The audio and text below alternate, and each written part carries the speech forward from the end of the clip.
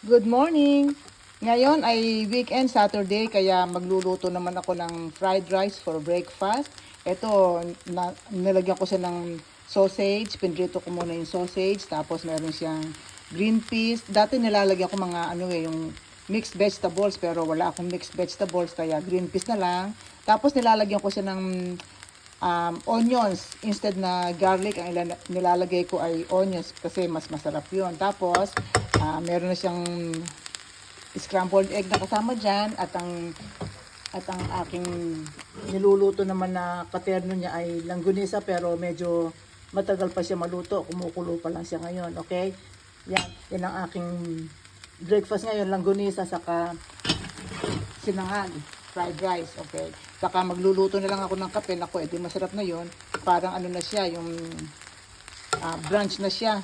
Breakfast and lunch together na sa isang pinagsabay na, okay? Sige, bye!